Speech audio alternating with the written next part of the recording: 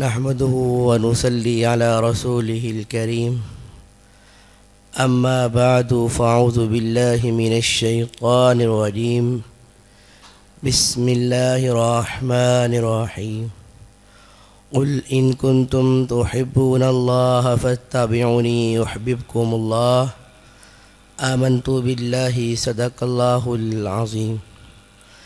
میرے نہایت ہی واجب الاحترام مسلمان بھائیوں، جوانوں، بزرگوں اور ماؤں بہنوں، السلام علیکم ورحمۃ اللہ وبرکاتہ۔ قرآن پاک سے ایک آیت مبارکہ تلاوت کی ہے۔ رب کریم کے حضور دعا ہے، آپ بھی دعا کریں کہ رب کریم مجھے حق سچ بیان کرنے اور اس پر مجھے اور آپ کو عمل کرنے کی توفیق عطا فرمائے۔ سانجی کی تھوڑی طبیعت ناساز سی آج، تو سانجی نے حکم فرمایا کہ آپ جا کر پروگرام کریں۔ اصل تو سانجی کو ہی ہم سب سننا چاہتے ہیں، لیکن جب بڑے حکم فرما دیں پھر اس حکم کی تعبیر بھی کرنی ہوتی ہے، تو آپ بھی سب دعا کریں کہ سانجی کو رب کریم صحت کامل عطا فرمائے، تاکہ وہ ہماری تعلیم و تربیت فرماتے رہیں اور اس پر عمل کر کے ہم اپنی دنیا بھی اچھی کریں اور اپنی آخرت بھی اچھی کریں، تاکہ دنیا میں آنے کا جو ہمارا مقصد ہے وہ اس مقصد کو پورا کر کے ہم دنیا سے جائیں، اور جب جائیں تو رب کریم بھی ہم سے راضی ہو، حضور جانے جانا بھی راضی ہو اور ہمارے بڑے بھی ہم سے راضی ہوں۔ میں نے آیت مبارکہ جو آپ کے سامنے تلاوت کی ہے، رب کریم فرماتا ہے، کل اے محبوب فرما دیجئے، ان کنتم اگر تم چاہتے ہو تحبون اللہ کہ اللہ تم سے محبت کرے، فاتبعونی تو اتباع کرو، یحببکم اللہ اتباع کرو حضور جانے جانا کی، یحببکم اللہ پھر اللہ تمہیں اپنا محبوب بنا لے گا۔ ہر کوئی چاہتا ہے کہ حضور مجھے اپنا محبوب بنا لے، ہر کوئی چاہتا ہے کہ ماں باپ مجھ سے راضی ہو جائے، ہر کوئی چاہتا ہے کہ اللہ مجھ سے راضی ہو جائے، لیکن جس طرح ماں باپ راضی ہونا چاہتا ہے یہ ویسا کرتا نہیں، جس طرح حضور جانے جانا چاہتے ہیں یہ ایسا کرے تاکہ میں اس سے راضی ہو جاؤں، یہ ویسا کرتا نہیں۔ رب کریم کہتا ہے ایسے زندگی گزار تاکہ حضور تجھ سے راضی ہو جائیں، حضور راضی ہو جائیں گے تو میں بھی راضی ہو جاؤں گا، ایسے کی زندگی گزارتا نہیں، اپنی خواہشات میں لگا رہتا ہے، دین میں پورا کا پورا داخل نہیں ہوتا۔ قرآن کہتا ہے یا ایھا الذین آمنوا ادخلوا فی السلم کافہ، کہ پورے کے پورے دین میں داخل ہو جاؤ، لیکن یہ جو چیز اس کو اچھی لگتی ہے اس کو اپنا لیتا ہے، جو چیز اس کے نفس کو اچھی نہیں لگتی اس کو چھوڑ دیتا ہے۔ قرآن تو کہتا ہے وَمَا آتَاكُمُ الرَّسُولُ فَخُذُوهُ وَمَا نَهَاكُمْ عَنْهُ فَانْتَهُوا، کہ جو تم کے حضور جاننے جانا دے اسے لے لو اور جس سے منع کرے اس سے باز آ جاؤ، لیکن یہ اپنی خواہشات میں لگا ہے، اپنے نفس کو خوش کرنے میں لگا ہے، جہاں اس کا نفس خوش ہوتا ہے اس چیز کو اپنا لیتا ہے، جہاں نفس نہیں خوش ہوتا اس کو نہیں اپناتا، اور دعوے یہ بڑے بڑے کرتا ہے کہ مجھ سے بڑا کوئی حضور کا عاشق نہیں ہے، کاروبار کرتا ہے، سود کا بھی ساتھ کاروبار کرتا ہے اور کہتا ہے مجھ سے بڑا کوئی حضور کا عاشق نہیں ہے، حالانکہ حضور نے منع فرمایا سود کا کاروبار کرنے سے۔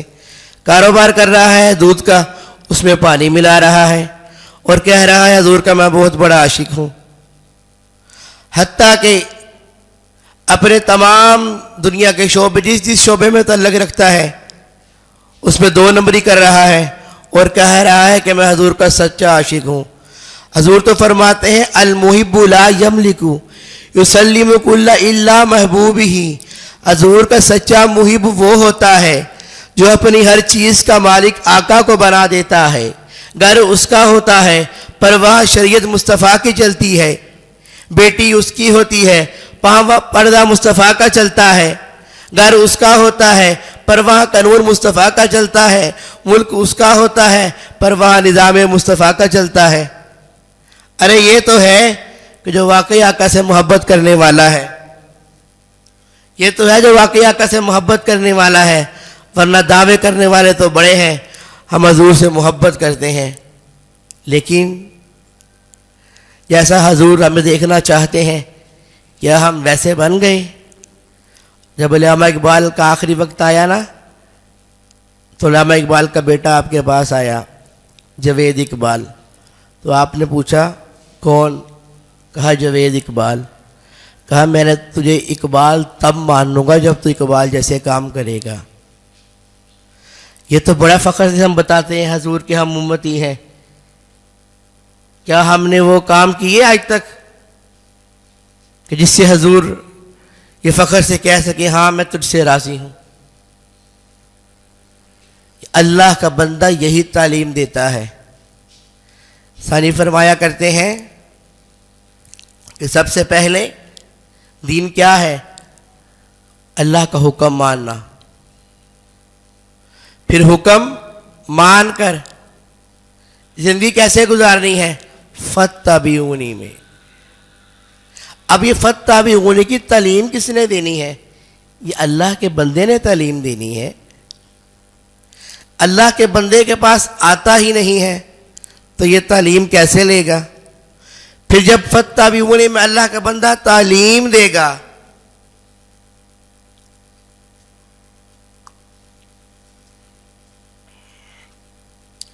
فاتبعونی میں جب اللہ کا بندہ تعلیم دے گا پھر جو اس تعلیم کے مطابق زندگی گزارے گا یہ ہے اس کی عبادت قبولیت پائے گی.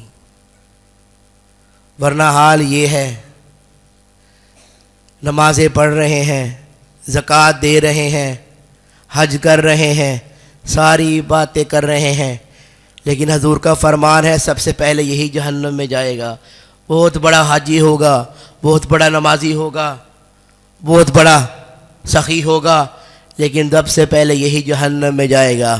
کیوں؟ اس نے نمازیں کسی اللہ کے بندے کے نہیں پڑھی ہوں گی، اس نے زکوٰتیں کسی اللہ کے بندے کے ہاتھ پر نہیں دی ہوں گی، سب کچھ اپنی خواہشات میں کر رہا ہوگا.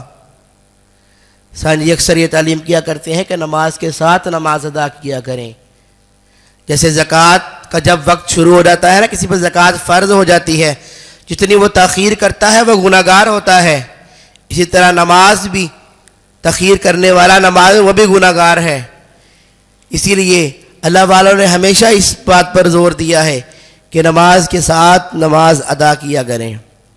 ہماری بہنیں بھی موجود ہیں. پردے کی اہمیت پر چند باتیں کروں گا کہ پردہ بہت ضروری ہے. قرآن پاک میں رب کریم فرماتا ہے، حضور کو فرمایا کہ اپنی گھر والوں کو کہو، اپنی بیویوں کو، اپنی زوجہ کو کہ چادریں اوڑھ لیں. پردے کی 3 قسمیں ہیں، 3 قسموں کا پردہ ہوتا ہے. ایک نماز کے وقت جب انسان نماز پڑھتی ہے اس وقت پردہ ہے. اس کے بعد جب کوئی محرم جس سے شادی نہ ہو سکے اس کے لیے علیحدہ پردہ ہے. جس طرح ماں باپ ہے، باپ سے پردہ ہے، ماموں سے پردہ ہے. اسی طرح تیسرا جب گھر سے باہر جائے اس کے لیے علیحدہ پردہ ہے. اسی طرح اللہ نے جہاں عورت کو حکم دیا ہے مرد کو بھی حکم دیا ہے کہ مرد بھی اپنی نظریں جھکا لیں. پہلا پردہ کیا ہے؟ جب نماز پڑھے تو اپنا ہاتھ پاؤں یہ ظاہر کر سکتی ہے نماز کی حالت میں. اور دوسرا جب ماموں جسے نکاح نہیں ہو سکتا وہ موجود ہو تب اسی حالت میں رہ سکتی ہے، یہ دوسری قسم ہے. تیسری یہ ہے کہ جب باہر جائے چہرہ بھی چھپائے، اس کے بعد اپنے پاؤں بھی چھپائے. لیکن آج کے اس دور میں ایسی باتیں سننے کو ملتی ہیں. اگر کسی کو پردے کا کہا جائے تو آگے سے جواب کیا ملتا ہے؟ پردہ دل کا ہوتا ہے. اللہ اکبر کبیرہ. کیا تمہارے دل اماں عائشہ صدیقہ رضی اللہ تعالی عنہ سے بھی پاک ہیں؟ کیا حضور کی بیٹی فاطمہ رضی اللہ تعالی عنہ سے بھی پاک ہیں کہ رب کریم انہیں پردہ کا حکم دے رہا ہے اور تم کہتے ہو دل کا پردہ ہونا چاہیے؟ حدیث مبارکہ میں آتا ہے حدیث مبارکہ میں آتا ہے کہ حضور عمرہ کے لیے جا رہے تھے، اماں عائشہ صدیقہ رضی اللہ تعالی عنہ ساتھ تھی۔ جب صحابہ گھوڑوں کے پاس آتے تو حضور اماں عائشہ صدیقہ رضی اللہ تعالی عنہ کو حکم فرماتے کہ آپ چادر اپنے چہرے پر لے لو۔ کیا اماں عائشہ صدیقہ رضی اللہ تعالی عنہ سے بڑا بھی کوئی ہو سکتا ہے؟ ان کی تقوی، ان کی پرہیزگاری کا کیا عالم ہے کہ بڑے بڑے غوث، بڑے بڑے کتب ادھر نہیں پہنچ سکتے۔ غزوہ احد ہے، ایک جوان شہید ہو گیا، اس کی ماں آئی ہے، پورا اپنا جسم ڈانپا ہوا ہے۔ صحابہ نے کہا یا رسول اللہ کیا ماجرا ہے؟ پورا جسم ڈانپا ہوا ہے، اس کا جوان بچہ شہید ہو گیا۔ اگر بچے کو تھوڑا سا زخم لگ جائے تو ماں سے برداشت نہیں ہوتا، پورا اس بچہ شہید ہو گیا، پورا جسم ڈانپا ہوا ہے۔ تو اس سے پوچھا ہے عورت کیا تجھے تکلیف نہیں ہوئی؟ اس نے کہا تکلیف مجھے ضرور ہوئی ہے، میرا بچہ گیا ہے لیکن میری غیرت نہیں گئی، لیکن یقین جانیے دل دکھتا ہے دیکھ کر کہ آج کیا حالات ہو گئے، اور ہر گھر میں یہی حال ہے کہ ماں باپ کہتے ہیں بچہ ہماری عزت نہیں کرتا، ماں باپ کہتے ہیں بچہ ہمارا فرما بردار نہیں ہے۔ بچہ کیسے فرما بردار ہو؟ بچے کو دین کی تعلیم دی ہو تو اس میں فرما برداری آئے نا۔ ہمیں یاد ہے کہ ہم جب استادوں کے پاس پڑھنے جاتے تھے دین کی تعلیم کے لیے، مدارس میں جاتے تو استاد سبق سنتے، جب چھٹی ہوتی ہم نے استادوں کا جا کر ہاتھ چومتے، اور جس دن کبھی استاد چھڑی مارتے اس دن جا کر 2 بار ہاتھ چومتے۔ ہمیں پتا تھا کہ جہاں چھڑی لگتی ہے وہاں آگ چھوتی نہیں ہے۔ اب جنہوں نے ان باتوں کو پڑھا ہوگا تو وہ عمل کریں گے نا، جن کو پتہ ہی نہیں ان باتوں کا کہ یہ دین کی کتنی برکتیں ہیں، وہ کیسے عمل کر سکتا ہے؟ یہ اللہ کے بندے ہیں جو تعلیم فرماتے ہیں، اور پھر جو ان کی تعلیم پر عمل کرتا ہے تو رب کریم اس پر کرم نوازی بھی فرماتا ہے۔ آج اگر کوئی کہے نا آپ کو کہ میں کچھ بھی نہیں ہوں، میرا ایک دوست مجھے کہنے لگا کہ میں کچھ بھی نہیں تھا، میں تو اوپر سے دیکھ کے کچھ پڑھ بھی نہیں سکتا تھا، لیکن آج مجھے رب کریم نے مجھ پر بڑی کرم نوازی کی ہے۔ میں نے کہا میں بتاتا ہوں تجھ پہ رب کریم نے کرم نوازی کیوں کی ہے، کہ تجھ سے تیرے ماں باپ راضی ہوں گے، وہ تیرے لیے تیری ماں اٹھ کے دعا کرتی ہوگی، اس لیے تجھ پر رب کریم نے کرم نوازی کی ہے۔ وہ کہتا ہے بالکل ایسے ہی ہے، میں نے ہمیشہ ماں باپ کی خدمت کی ہے، اللہ اور اس کے رسول کو راضی کیا ہے۔ یہی تو رب کریم کہتا ہے کہ خدمت کس کی ہے؟ ماں باپ کی ہے۔ بیٹا کس کی خدمت کرے گا؟ ماں باپ کی کرے گا۔ بیوی کس کی فرما برداری کرے گی؟ شوہر کی کرے گی۔ یہ کس نے بتایا ہے؟ یہ دین نے بتایا ہے۔ لیکن دین پر عمل تو اب ہم نے کرنا ہے نا۔ جب ہم عمل ہی نہیں کریں گے تو کیسے کام بنے گا؟ ایک شخص ہے پوری رات محافل میں بیٹھا ہے، درس دے رہا ہے، نماز پڑھنی چاہیے، نماز پڑھنی چاہیے، نماز پڑھنی چاہیے، صبح نماز کا وقت ہو خود نماز نہ پڑھے تو کیا فائدہ ایسے درس کا؟ آج حال یہی ہو گیا کہ بڑے بڑے علماء ہیں، خود عمل نہیں کرتے اور دوسروں کو کہتے ہیں ایسے زندگی گزارو، ایسے زندگی گزارو۔ ایک شخص مجھے کہنے لگا کہ میں بڑی بڑی محافل میں جاتا ہوں بڑے جبوں والے، بڑے کبوں والے ہوتے ہیں، بڑی بڑی حدیثیں سناتے ہیں، بڑی بڑی آیتیں بیان کرتے ہیں، لیکن ان کی زبان میں وہ تاثیر نہیں ہوتی۔ ایک میں درویش کے پاس گیا، وہ بڑی بڑی مجھے آیتیں تو نہیں سنا رہا تھا، صرف اس نے میرے دل پہ ہاتھ رکھا اور اللہ ہی کہا، پر اتنی تاثیر تھی کہ اس اللہ کا آج تک مجھ میں وہ جلوہ نظر آ رہا ہے۔ میں نے کہا وہ صرف اس بات کی وہ تاثیر تھی کہ وہ خود اس پر عمل کرتے تھے۔ اللہ والے پہلے خود عمل کیا کرتے ہیں، پھر دوسروں کو اس کی تعلیم دیا کرتے ہیں، اور سب سے بڑی کرامت اللہ والوں کی یہی ہوا کرتی ہے کہ وہ خود پورے شریعت کے ڈھانچے میں ڈلے ہوتے ہیں، خود شریعت کے مطابق زندگی گزارتے ہیں، پھر اس کو اسی کی تعلیم دیتے ہیں۔ حضور داتا علی اجمیری سے کسی نے پوچھا نا، حضور آپ کی کرامت کیا ہے؟ آپ نے کہا کیا تو نے مجھے دیکھا کبھی میں نے سنت کے خلاف کوئی کام کیا ہو؟ میری سب سے بڑی کرامت یہی ہے کہ میں اپنی زندگی کو سنت کے مطابق گزارتا ہوں۔ رجال اللہ تلہیہم تجارت ولا بیع، کہ مرد تجارت بھی کرتا ہے، ولا بیع عن ذکر اللہ، اور اللہ کا ذکر بھی کرتا ہے۔ تجارت میں مصروف بھی رہتا ہے تب بھی اللہ کا ذکر کر رہا ہوتا ہے۔ یہ مرد کی پہچان ہے کہ وہ ہر حال میں اللہ کا ذکر کرتا رہتا ہے۔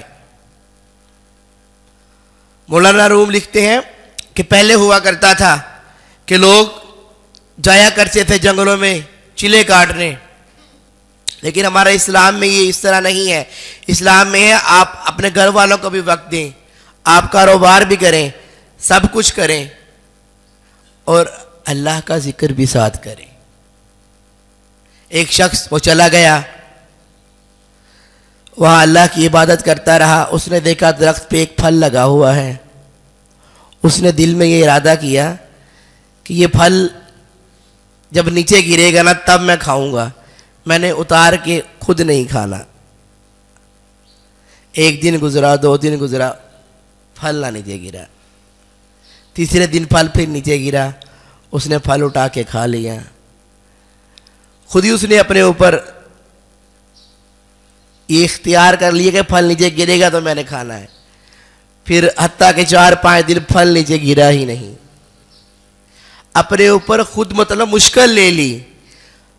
میں کہنا یہ چاہتا ہوں کہ اللہ تعالی ہمیں مشکل میں نہیں ڈالنا چاہتا، اللہ تو ہمیں آسانی دینا چاہتا ہے، اور دین سے بڑھ کر کوئی آسانی نہیں ہے۔ اگر کوئی چاہتا ہے نا کہ میں دین کو چھوڑ دوں گا تو مجھے آسانی مل جائے گی، یہ کبھی نہیں ہو سکتا۔ سب سے آسانی اگر ہے تو دین میں ہے۔ اپنی اولاد کو دین کی تعلیم دیں۔ حضور کا فرمان نہیں سنا کہ حضور فرماتے ہیں کہ مرنے کے بعد اگر کوئی چیز آپ کے کام آئے گی، صدقہ جاریہ کیا ہے؟ نیک اولاد ہے۔ آج ہم اسی پر بس خوش ہو جاتے ہیں کہ ہم نے نماز پڑھنے لگ گئے، بس کام بن گیا۔ کیا ہم اپنا کام بنانے ہی آئے ہیں؟ قرآن تو کہتا ہے یا ایھا الناس قوا انفسکم واہلیکم نارا، کہ اپنے اہل عیال کو بھی آگ سے بچاؤ۔ اب ہم نماز خود پڑھنے لگ گئے، اپنے گھر والوں کی تعلیم و تربیت نہیں کریں گے، ہم دنیا سے چلے گئے تو ادھر کیا کام ختم ہو جائے گا؟ نہیں میرے بھائی، اپنے اہل عیال کو بھی اس طرف لا تاکہ تو چلا جائے لیکن پیچھے تیرے لیے کوئی دعا مانگنے والا تھا ہو۔ اللہ اکبر کبیرہ۔ قرآن پاک میں رب کریم فرماتا ہے اہدنا الصراط المستقیم، ہمیں سیدھے راستے پر چلا۔ صراط الذین انعمت علیہم، اس راستے پر چلا جس پر تیرا انعام ہوا۔ اب ہمیں پتہ کیسے چلے گا کہ رب کریم کا کن لوگوں پر انعام ہوا؟ قرآن سے نہ پوچھ لیں۔ قرآن کہتا ہے انعم اللہ علیہم من النبیین والصدیقین والشہداء والصالحین، میرے انعام یافتہ لوگ وہ ہیں من النبیین، جو نبی ہیں، صدیقین ہے، شہداء ہے، اور صالحین ہے۔ قرآن کی تفسیر قرآن سے کر لیتے ہیں. مفسر بھی قرآن ہے, مفسر بھی قرآن ہے. صراط الذین انعمت علیہم یہ بھی قرآن ہے. انعم اللہ علیہم من النبیین یہ بھی قرآن ہے. ان دونوں آیتوں کو سامنے رکھیں تو معنی کیا بنتا ہے کہ نبی اور ولی یہ دونوں اللہ کے راستے پر ہیں. صدیقین شہداء کے درجات ہیں, صالحین کے درجات ہیں, لیکن معنی کیا بن گیا دونوں کو سامنے رکھ کے؟ نبی اور ولی دونوں اللہ کے راستے پر ہیں. الحمدللہ ہم کتنے خوش قسمت ہیں کہ اللہ سے محبت کرنے والے ہیں, حضور جان جانا سے محبت کرنے والے ہیں, ولیوں سے محبت کرنے والے ہیں, صحابہ سے محبت کرنے والے ہیں, اہل بیت سے محبت کرنے والے ہیں. ہم میں صرف محبت ہی محبت ہے اور ہم میں کچھ نہیں ہے. اکثر میں دیکھتا ہوں لوگ کہتے ہیں نماز پڑھتے ہیں, روزہ رکھتے ہیں, سارا کچھ کرتے ہیں پر سکون نہیں ملتا. اکثر لوگوں کی زبان پہ یہ جملہ ہوتا ہے پھر بھی سکون نہیں ملتا. پتہ ہے سکون کیوں نہیں ملتا؟ کسی اللہ کے بندے کی صحبت اختیار نہیں کرتے. سکون ملتا ہی اللہ کے بندے کے پاس صحبت میں آ کر ہے. جب تک اللہ کے کیوں کہا جاتا ہے کہ جب بندہ کسی اللہ کے بندے کی طرف دیکھتا ہے تو اسے اللہ یاد آ جاتا ہے, کہ صحبت میں جب کوئی اللہ کے بندے کی آتا ہے تب اس کو پھر سکون ملتا ہے. پھر اس کے بعد جب وہ تعلیم کرتا ہے, پھر جب فتح بھی وہ زندگی گزارتا ہے, پھر جب اس کی اتباع کرتا ہے تو پھر اس کا سکون کو 4 چاند لگ جاتے ہیں. پھر یہ دنیا عارضی زندگی اس کو وہ چھوڑنا چاہتا ہے, وہ بس اللہ اللہ اللہ اسی میں لگا رہتا ہے, کہ اسے پتہ چل جاتا ہے کہ یہ عارضی زندگی ہے, اس نے ایک دن ختم ہو جانا ہے. انسان کاروبار کرتا ہے نا, کاروبار, تو اس کی یہ خواہش ہوتی ہے جو میں کاروبار کر رہا ہوں مجھے اس میں نقصان نہ ہو. ہر انسان کی یہ کوشش ہوتی ہے کہ میں جو کاروبار کر رہا ہوں مجھے اس میں نقصان نہ ہو, مجھے نفع ہی ہو. کوئی شخص 2 سال کاروبار کر کے اگر کاروبار بند کر دے نا, اسے پوچھے نا کاروبار کیوں ختم کر دیا, یہی جواب دے گا مجھے نقصان ہو رہا تھا. قرآن کہتا ہے ان الذین یتلون کتاب اللہ واقاموا الصلاۃ وانفقوا مما رزقناہم سرا وعلانیۃ یرجون تجارۃ لن تبور. ایک ایسا کاروبار نہ بتا دوں آپ کو کہ یہ آپ کاروبار کر لیں, تجارت لن تبور, لن کا صیغہ یہاں پر آیا ہے کہ جس میں آپ کو ہرگز گھاٹا نہیں ہوگا, ہرگز نفع ہی نفع ہوگا, جو مرنے کے بعد بھی جاری رہے گا. ان الذین بے شک وہ لوگ یتلون جو تلاوت کرتے ہیں کتاب اللہ کی, قرآن کی, واقاموا الصلاۃ اور نماز قائم کرتے ہیں, وانفقوا مما رزقناہم اور جو ہم نے ان کو رزق دیا اس میں سے خرچ کرتے ہیں, سرا وعلانیۃ یرجون تجارۃ لن تبور, اعلانیہ اور چھپ کر. اللہ اکبر, ایسی تجارت کر رہے ہیں جس میں نفع ہی نفع ہے, گھاٹا ہی نہیں ہے. کون سے 3 کام بتائے؟ پہلا قرآن کی تلاوت کرنا, دوسرا نماز قائم کرنا, تیسرا اللہ کی راہ میں خرچ کرنا.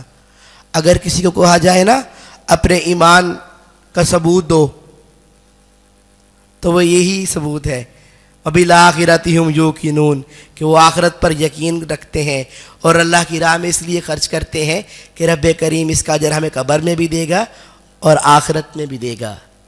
پھر آگے فرمایا لیوفیہم اجورہم, تاکہ ان کو پورا پورا اجر دیا جائے, ویزیدہم من فضلہ اور رب کریم اپنے فضل سے ان کو اور نوازے گا. اللہ اکبر, رب کریم کا فضل کیا ہے کہ 1 لفظ پڑھو قرآن کا, 1 حرف پڑھو 10 نیکیاں ملتی ہیں. اس کا فضل یہ ہے کہ وہ چاہے 10 کو 10 لاکھ میں بدل دے, یہ اس کا فضل ہے. انہ غفور شکور, بے شک رب کریم قدر کرنے والا اور معاف کرنے والا ہے. اب آگے جمعرات کو شب رات کا پروگرام بھی آ رہا ہے, عورتوں کا بھی انتظام موجود ہے، عورتیں بھی تشریف لائیں، اپنے گھر والوں کو بھی لائیں۔ حضور فرماتے ہیں اللہم بارک لنا فی رجب و شعبان و بلغنا فی رمضان، کہ رجب میں رب کریم، حضور دعا مانگا کرتے تھے کہ رب کریم مجھے رجب کی برکتیں عطا فرما، شعبان کی برکتیں عطا فرما، اور مجھے رمضان میں داخل فرما۔ پھر حضور نے فرمایا شعبان میرا مہینہ ہے، رمضان رب کریم کا مہینہ ہے، اس لیے یہ رات روایات میں آتا ہے کہ اس رات میں رب کریم کی رحمت پکار رہی ہوتی ہے۔ آج کوئی ہے جو کسی پریشانی میں مبتلا ہو، آج کوئی ہے جس کے رزق میں تنگی ہو، آج کوئی ہے جو اپنی اولاد سے خوش نہ ہو، آج کوئی ہے جو بیمار ہے، آج کوئی ہے جو کسی بھی پریشانی میں مبتلا ہو۔ آج میری رحمت جوش میں ہے، آج ہر مانگنے والے کی جھولی کو بھر دیا جائے گا، آج مانگو مجھ سے کیا مانگتے ہو۔ تو یہ رات آ رہی ہے۔ تو حضور سے کسی نے پوچھا نا حضور دنیا میں سب سے خوبصورت جگہ کون سی ہے اور سب سے بری جگہ کون سی ہے؟ حضور نے فرمایا سب سے خوبصورت جگہ مسجد ہے اور سب سے بری جگہ بازار ہے۔ تو جب یہ رات ہو تو ہم سب سے خوبصورت جگہ مسجد میں موجود ہوں، تاکہ جب ہمارا نام اعمال پیش کیا جا رہا ہو تو ہم اللہ اور اس کے رسول کا ذکر کر رہے ہوں، اس بے کریم اللہ والوں کی صحبت میں بیٹھ کر رہے ہوں۔ اس سے بڑی کیا کرم نوازی ہے کہ اللہ والے ہم میں موجود ہوں، اور جب اللہ والے ہمیں موجود ہوں گے تو یہ قیامت کے دن کل ہماری گواہی بن جائے گا۔ کانوا یصلون معنا وکانوا یصومون معنا وکانوا یعلمون معنا، کہ یہ اللہ والے گواہی دیں گے کہ یہ ہمارے ساتھ نمازیں پڑھتا رہا، یہ ہمارے ساتھ روزے رکھتا رہا، یہ ہمارے ساتھ نیک عمل کرتا رہا۔ تو اس لیے خود بھی آئیں، اپنے دوستوں کو بھی لائیں، صرف اپنے تک محدود نہ رہا کریں، اپنے گھر والوں کو بھی لایا کریں، اپنے رشتہ داروں کو بھی لایا کریں۔ اور یہ ایک بیعت کا سانجی نے سلسلہ شروع کیا ہے، اپنے دوستوں کو بھی لائیں، ان کو بھی بیعت کروائیں۔ یہ اصل میں ہاتھ اللہ کے بندے کا ہوتا ہے، اصل میں بیعت یہ اللہ کی ہوتی ہے۔ جب رب کریم نے تبارک الذی بیدہ الملک اپنا تعارف کروایا نا مختلف جگہ قرآن پاک میں، پھر فرمایا ان اللہ علی کل شیء قدیر، پھر فرمایا یہ سارے جہاں، یہ ستارے، یہ چاند، یہ روح کا نظام، سارا تعارف جب کروایا تو پھر کہنے والوں نے کہا کہ کیا کوئی صورت ہے، کوئی ایسی صورت ہے کہ رب کریم ہم تیرا ہاتھ دیکھ سکیں، ہم تیرے ہاتھ پہ بیعت کرنا چاہتے ہیں؟ تو رب کریم نے فرمایا قرآن میں آ جاؤ، الذین یبایعونک انما یبایعون اللہ، آ جاؤ حدیبیہ کے مقام پر، جس نے دیکھنا ہے میرا ہاتھ وہ دیکھ لے پیارے مصطفیٰ کا ہاتھ۔ پھر فرمایا ید اللہ فوق ایدیہم، ان دونوں آیتوں کو جب سامنے رکھیں تو معنی کیا بنتا ہے کہ رب کریم نے محبوب کے ہاتھ کو اپنا ہاتھ قرار دے دیا ہے۔ جب حضور نے کنکریاں اٹھا کر پھینکی، ظاہر دیکھنے والوں نے تو یہی دیکھا کہ حضور کا ہاتھ کنکریاں پھینک رہا ہے، پر رب نے کیا کہا؟ محبوب ہاتھ آپ کا ہے پر مارنے والا آپ کا رب ہے۔ یہ وہی سے سلسلہ ایک کیا ہے بیعت کا، یہ حضور جانے جانا سے پھر صحابہ، پھر اہل بیت، چلتا چلتا چلتا یہ اللہ کے بندے مین ایک ہی جگہ ہے، جو ساری جو سلسلہ ہے اس کی جو سارا کچھ جا کے ملتا وہیں سے ہے۔ اس لیے یہ بیعت کا سلسلہ سانجی نے شروع کیا ہے۔ اس کے لیے آپ خود بھی جو شخص نہیں بیعت، وہ جمعے والے دن بھی بیعت کا یہاں پر ہوتا ہے، اس کے بعد پھر شبرات پہ بھی انشاءاللہ ہوگا، پھر اس کے بعد اپنے اہل و عیال کو بھی لائیں، تاکہ ہماری آگے والی جو زندگی جو پہلے ہی گزر چکی ہے، غفلت میں گزری جیسی بھی گزری، رب کریم معاف فرمائے، تاکہ آگے والے جو ہمارے لمحے ہیں وہ ہمارے قرآن اور سنت کے مطابق گزریں۔